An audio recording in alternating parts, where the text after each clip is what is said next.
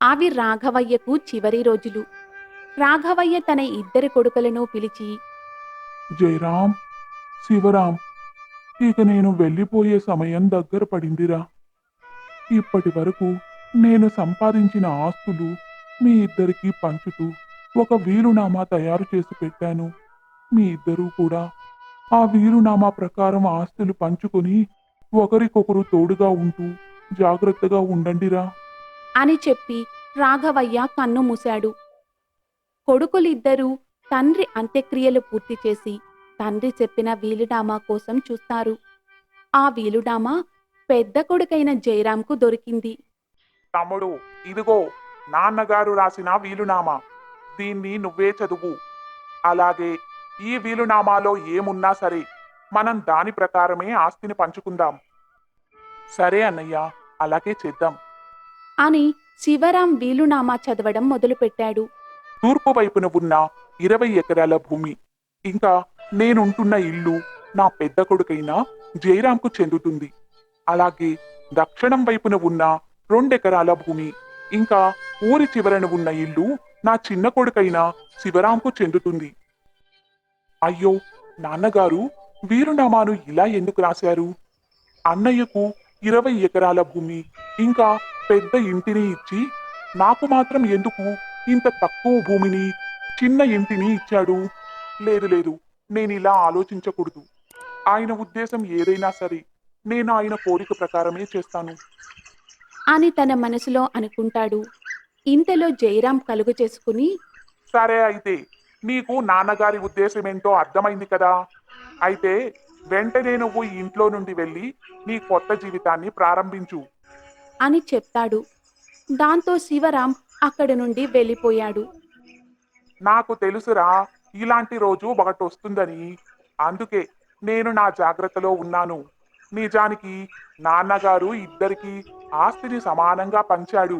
కానీ నేనే ఆ వీలునామాను మార్చి నేను తయారు చేసి పెట్టిన వీలునామాను అక్కడ పెట్టాను. నువ్వు ఉత్త దద్దమ్మవు. అందుకే ఒక్క మాట కూడా మాట్లాడకుండా వెళ్ళిపోయావు. అలా జయరాం మోసంతో ఆస్తంతా తానే తీసుకుని చాలా కొద్ది భాగం మాత్రమే తమ్ముడికిచ్చాడు. అలా కొద్ది రోజులు గడిచాయి. జయరాం శివరాం ఇద్దరూ పెళ్లి చేసుకుంటారు. జయరాం తన భార్యతో కలిసి ఎలాంటి కష్టం లేకుండా ఆ పెద్దింట్లో సుఖంగా జీవిస్తుంటాడు. కానీ శివరాం తనకు వచ్చిన ఆ పొలంలో కష్టపడి పనిచేసుకుంటూ జీవిస్తున్నాడు. శివరాం కష్టానికి తగ్గట్టుగానే ఆ ఏడాది పంట కూడా బాగా వస్తుంది. చూసావా గౌరీ, మన అదృష్టం ఎలా ఉందో! ఈ ఏడు అందరి పొలాల్లో కంటే మన పొలంలోనే ఎక్కువ పంట పండింది. అవునండి, ఇదంతా మీ కష్టం వల్లనే జరిగింది. కష్టపడే వాళ్లకు ఆ భగవంతుడు తప్పకుండా ప్రతిఫలమిస్తాడు. అవును గౌరీ, కష్టపడే వాళ్లకు తప్పకుండా ఫలితం దక్కుతుంది. మనం ఇలాగే మరో 2 సంవత్సరాలు కష్టపడ్డామంటే మనం ఒక మంచి ఇంటిని కట్టుకోవచ్చు. అప్పుడు మనం కూడా మా అన్నలాగే పెద్ద ఇంట్లో ఉండొచ్చు. అని శివరాం సంతోషంగా తన భార్యతో చెప్తాడు. ఇదంతా అటుగా వెళుతున్న జయరాం వింటాడు. ఏంటి, నువ్వు నాలాగా పెద్దిల్లు కట్టుకుంటావా? నేనుండగా అలా జరగనిస్తానా? అసలు నీకు ఈ కొద్దిపాటి భూమిని కూడా ఇవ్వకుండా ఉండాల్సింది. నేను చాలా పెద్ద పొరపాటు చేశాను. అయితేనే నీ దగ్గర నుండి ఈ భూమిని ఎలా లాక్కోవాలో నాకు తెలుసు. అని కోపంగా అక్కడ నుండి ఇంటికి వెళ్తాడు. ఆ రోజు రాత్రి జయరాం తన తమ్ముడి పొలం దగ్గరకు వచ్చి ఆ పంటంతా కాల్చేస్తాడు. చూసావా తమ్ముడు, నీ అదృష్టాన్ని ఎలా కాల్చి బూడిద చేశాను. ఇక మిగిలింది ఈ భూమి. దీన్ని కూడా రేపు నీ దగ్గర నుండి తీసేసుకుంటాను. తెల్లవారింది. ఎప్పటిలాగే శివరాం పొలానికి వెళ్తాడు. అక్కడ పంటంతా కాలిపోయి ఉండటం చూసి, అయ్యో, నా పంటంతా ఇలా కాలిపోయిందేంటి?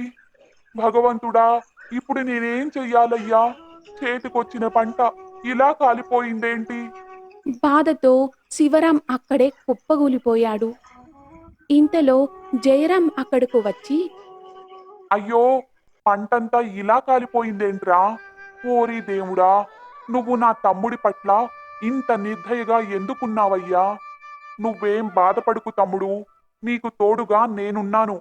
అంటూ తమ్ముడిని ఓదారుస్తాడు.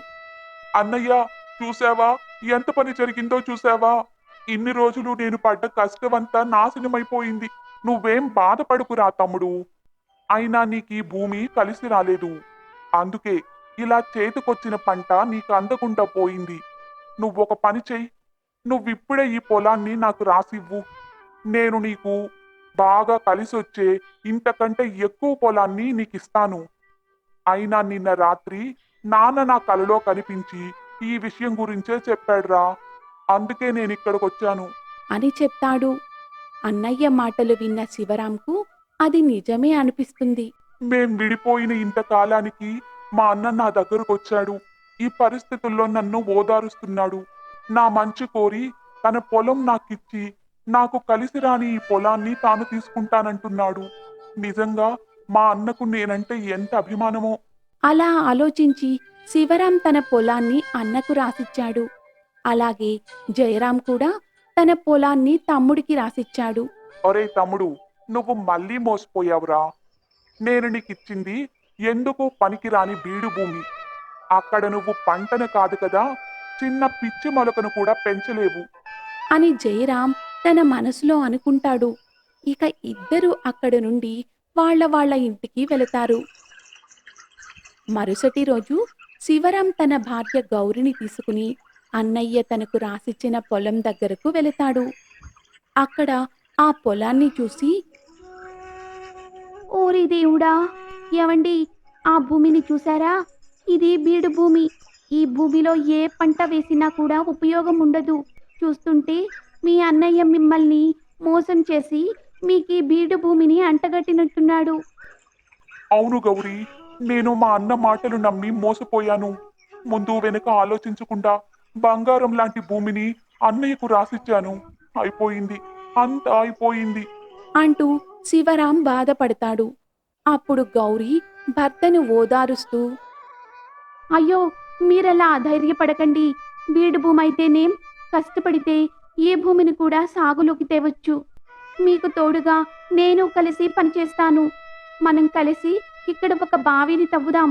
ప్రతిరోజు నీరు పెట్టి భూమిని దున్నుతూ పోతే అది కూడా సాగు భూమి అవుతుంది. మనం ఈ రోజు నుంచే బావిని తవ్వే పని మొదలు పెడదాం అని ధైర్యం చెప్తుంది. అలా ఇద్దరూ కలిసి కష్టపడి బావిని తవ్వుతుంటారు. అలా వాళ్ళు కొంత లోతు తవ్వగా అక్కడ ఒక లంకె బిందె ఉంటుంది. గౌరీ ఆ బిందెను బయటకు తీసి చూస్తుంది. ఆ బిందె నిండుగా బంగారు నాణేలు ఉంటాయి. ఆ ఇదంతా బంగారమా? ఏమండి, ఒకసారి ఇటు చూడండి. ఎన్ని బంగారు నాణేలున్నాయో చూడండి. అవును గౌరీ, వీటి విలువ మనం కోల్పోయిన దానికంటే చాలా ఎక్కువ. ఆ దేవుడు మన కష్టం గుర్తించి మనకి సాయం చేసినట్టున్నాడు. అని సంతోషపడుతూ వాళ్ళు ఆ బిందెను తీసుకుని ఇంటికి వెళ్లారు. ఈ విషయం తెలుసుకున్న జయరాం, అరే, నేనెంత మూర్ఖుడిని. నా పొలంలో లంక బిందులు ఉన్న సంగతి తెలుసుకోకుండా నా తమ్ముడికి ఆ పొలాన్నిచ్చి నా చేతులతో నేనే వాణ్ణి ధనవంతుణ్ణి చేశానే. ఇప్పుడే వెళ్ళి నా పొలాన్ని, ఆ లంకె బిందులను నా సొంతం చేసుకుంటాను. అంటూ తన తమ్ముడి ఇంటికి బయలుదేరాడు. ఇంతలో జయరాం భార్య అతన్ని ఆపి, ఇక చాలు. ఇప్పటి వరకు మీరు మీ తమ్ముడిని నష్టపరచాలనుకున్నది చాలు. మీరు ఎన్నిసార్లు అతనికి ఇబ్బంది చెయ్యాలనుకున్నా అది అతనికి అదృష్టాన్నే తెచ్చిపెట్టింది. బహుశా అందుకే అంటారేమో, అదృష్టాన్ని ఎవ్వరూ మార్చలేరని. ఇకనైనా మీరు మీ పద్ధతి మార్చుకుని మంచిగా ఉండండి. లేదంటే అందుకు తగ్గ ఫలితాన్ని మనం అనుభవించాల్సి వస్తుంది అని భర్తను మందలిస్తుంది. అది విన్న జయరాం తన భార్య చెప్పిన దాంట్లో నిజం ఉందని గ్రహించి ఆ రోజు నుండి తన తమ్ముడికి నష్టం చెయ్యాలన్న ఆలోచనను వదిలిపెట్టి మంచిగా ఉంటాడు.